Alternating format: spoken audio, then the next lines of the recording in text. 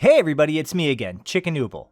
I've been meeting a lot of new and returning players that are a little bit confused about the living world in Guild Wars 2. So in this video, I want to explain a couple things. First, we're going to start with what the living world is, how to unlock the living world content, go over the past seasons until this point for you guys and gals that may have taken a break, and then in a follow-up video, I'll give you my recommendations for which episodes to buy based on interest categories in this game. Before we get started, if you find this video useful and want to see more stuff like it, subscribe to the YouTube channel and hit the notification bell, give it a like if you like it, and give it a dislike if you don't like it as much as you should. Share it with your friends, and feel free to reach out to me in-game or on social media. I'm always willing to help and talk with you guys. So, what is the living world? The living world is what ArenaNet calls the endgame content releases that come out between expansions.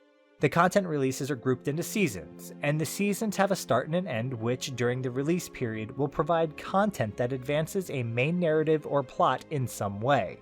To date, we've had 4 complete seasons and are currently moving through a 5th season. During the run of a season, ArenaNet releases updates to the game in a variety of ways, but the content is either locked behind an episode or is added to the game as a general feature of that season. Things like fractals, raids, current events, updates to the core and expansion maps, balance patches, PvP updates, activities like roller beetle racing, and seasonal festivals are all what I would consider general feature updates. Those things, like raids, they can be enjoyed even if you don't have the episode it was released alongside unlocked. The episodic releases are where the story content is hiding though. So I'm already 2 minutes into this video and I've mentioned locked episodes thrice now, so let me explain that. Episodes in Guild Wars 2 are either locked or unlocked, and there's a few ways to unlock them. The free way to unlock an episode is to simply log into the game during the episode's release window. This is good for getting the latest episode that was just released. If you created your account today, you'll get the current episode, even if you're on a free account. You might not get to play the content though because you have a free account, but it will be unlocked. If you go months between logins, then it's totally possible you could miss a release. At the very least, just log in once a week. If you ever miss a release, then there's gems. Gems are the cash shop currency that you can purchase by either breaking out your credit card and buying the gems, or converting your hard-earned gold, the in-game currency, to gems. All episodes are priced at 200 gems each, which is about $2.50 USD per episode. You can either buy an entire season through the gem store, or just make individual episode purchases. To find the gem store bundles, simply type in the search box, Living World Complete, and they should appear. The longest season at the time of my writing this was 8 episodes long, so that bundle is going to cost you 1,600 gems, or about $20 US. If you're doing the bundle purchase, know that the cost of the bundle will automatically adjust itself to whatever you don't have unlocked. So if you have only 3 of those 8 episodes unlocked, then the cost of the bundle would appear as 1,000 gems. You're not getting screwed out of your gems by buying the bundle, but you're not getting a discount either. You're just buying what's missing on your account for that season. If you wanted to buy an individual episode, then you can visit the story journal in your hero panel.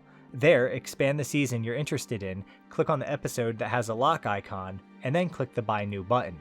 At this point you're probably thinking, But Chicken, that's all well and good, but why would I buy an episode when you haven't given me an idea of what to expect, Alright, chill, we're going to be getting to it, but there's something that you need to know first. Some of the seasons and episodes are gated behind expansions. The first 2 seasons are not gated, but seasons 3, 4, and 5 require either Heart of Thorns or Path of Fire expansions to purchase and play.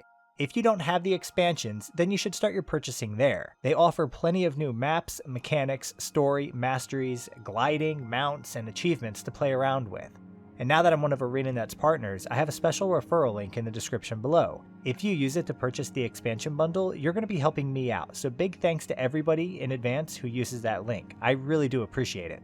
The concept of the living world has evolved over the years, and to get an understanding as to what is in the individual releases, their scope, and the release cadence, we've kinda gotta start back at the beginning. Let's kick it off with Season 1, the only season in the game that you cannot fully replay. The name Living World got started with Season 1 because ArenaNet's philosophy at the time was to deliver smaller content releases with a really aggressive release cadence. The content updates would be added to the existing world maps, they would be playable for just a few weeks, and then they would vanish without being able to be replayed. These content releases were pretty revolutionary for the time, sometimes scarring maps forever and completely destroying beloved cities, or allowing the player base to vote on how a narrative path would go and what content should be released in-game next. They sometimes add new maps, drop large bosses in the middle of existing maps, and much more. The idea was to make the world feel alive and ever-changing, hence Living World. The content was never designed to be replayable though, and that was a problem. For one, ArenaNet spent valuable resources to create unique, one-time experiences that were essentially throwaway content. And two, for the player base, it was an interesting experiment, but only for those who actually got to participate.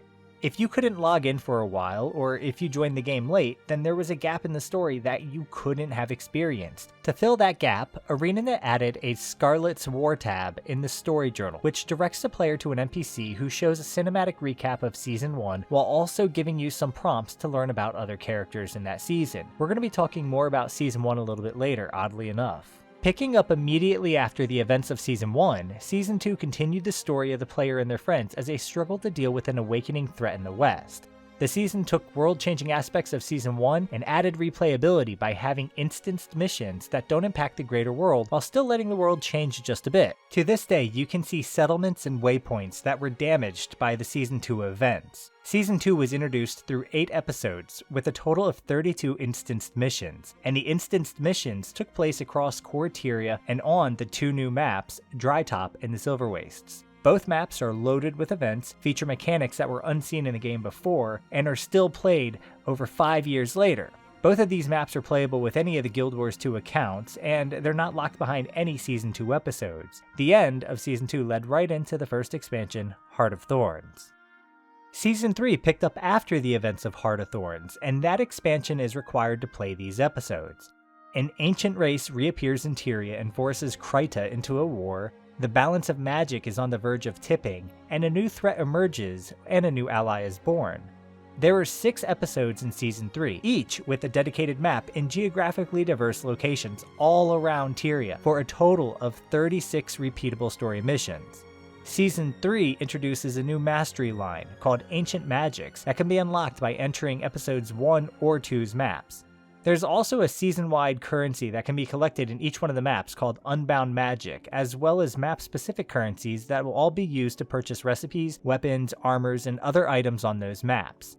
Some of those items being of ascended quality.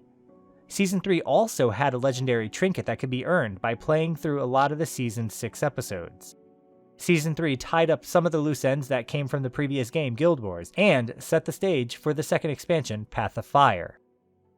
The conclusion of the main Path of Fire story chain leads directly into the events of Season 4, where you're going to deal with 2 different threats. One who wants to rule the world, and the other that just might destroy it. Season 4 takes players around the Crystal Desert some more, to familiar locations from the first Guild Wars game, and follows a similar formula to Season 3, but it does it even better. There are 6 episodes this season, with 6 new maps, and a total of 31 repeatable missions. Season 4 has mount-related mastery line called the Crystal Champion, which lets the player interact with their mounts by sharing health, increasing endurance recharge, and performing a vaulted dismount.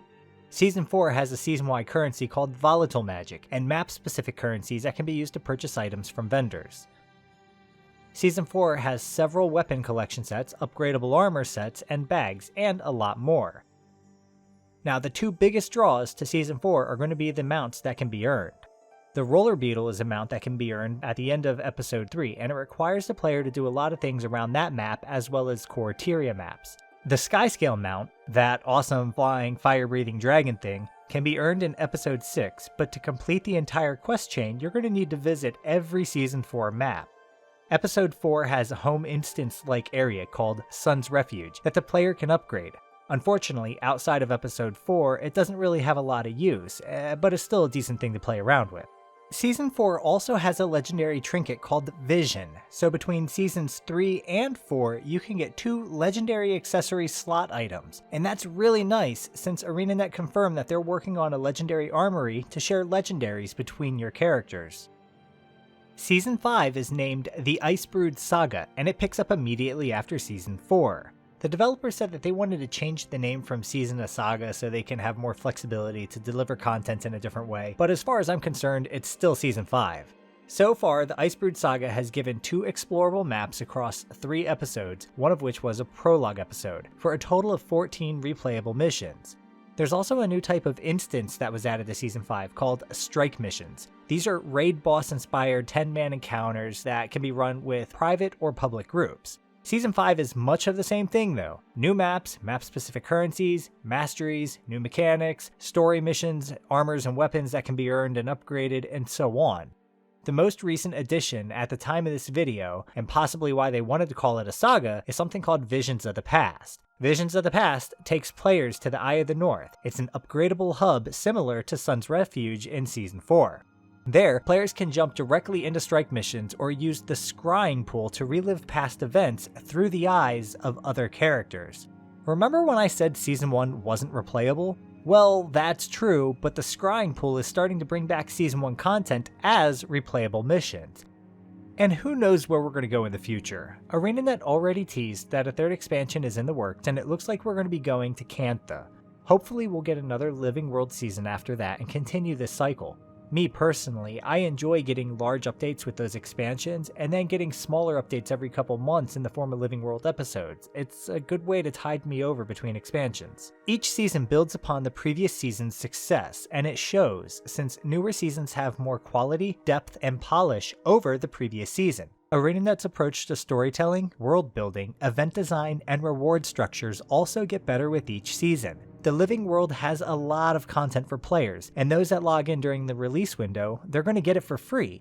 Even for players who have to buy an episode or 20, there's a lot of value there. Most episodes seem to have new masteries, mechanics, meta events, maps, stories, activities, and other account unlocks like recipes and skins, weapon and armor rewards, and more.